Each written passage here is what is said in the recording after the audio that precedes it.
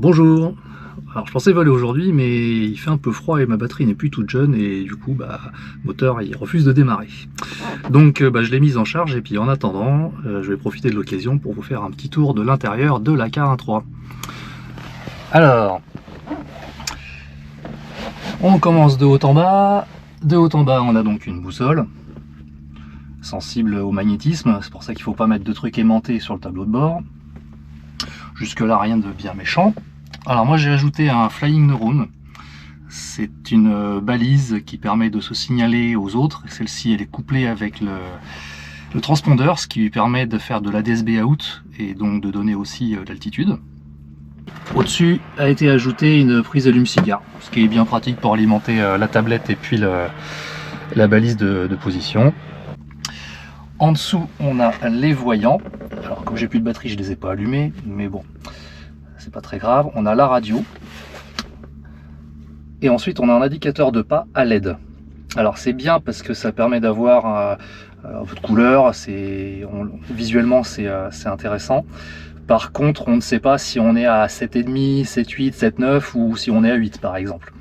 C'est vraiment du tout ou rien, on est à la valeur ou on n'y est pas quoi. Ensuite on a le contour rotor et contour moteur qui évidemment doivent être synchronisés. Là aussi c'est à LED. Ça aussi c'est intéressant au niveau visuel, quand il fait un peu sombre ou quoi, c'est agréable. Le moteur il tourne dans les 545 tours, 5400 tours minute. C'est le rotor qui a 545 tours à peu près. Ensuite en avionique, on a l'écran classique, hein, le badin, 4 km/h, on a l'altimètre qui lui est en pied, et puis on a l'indicateur de vitesse verticale qui lui est en mètres secondes, une bille évidemment, un horizon artificiel. Au niveau instrument moteur, on a évidemment la jauge carburant, la température moteur et la température de la boîte de transmission principale.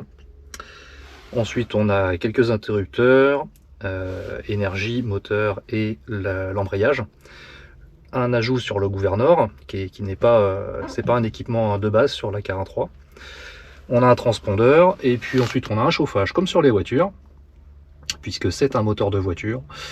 Voilà. Et puis quelques interrupteurs aussi en dessous pour le réseau artificiel, les lumières, les feux de position, le phare d'atterrissage, le forçage des ventilateurs du radiateur pour refroidir le liquide, et les alarmes rotor haute et basse, et puis le gouverneur. On a aussi une petite prise USB qui fait aussi voltmètre. Les palonniers ne sont pas réglables pour le coup. On a un verrouillage du manche à pas cyclique uniquement côté pilote, et effectivement la K1.3 se pilote à gauche, contrairement à beaucoup d'hélicoptères. Alors sous les sièges on a un petit peu de place. Côté passager il y a une petite soute, enfin comme un sac en fait qui peut être fermé. Moi derrière j'ai ajouté des jerrycans souples.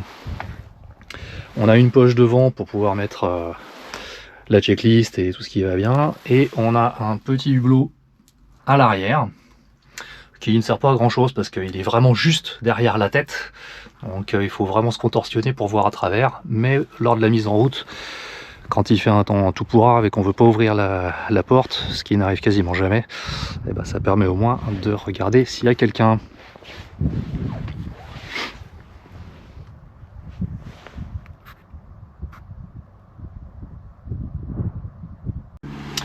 Et puis on a fait le tour. Donc quoi, c'est assez simple. Les prises casque sont en haut. Enfin les casques sont en haut, les prises sont en bas. Et puis voilà, ça vous fait un petit tour d'horizon de la K1.3.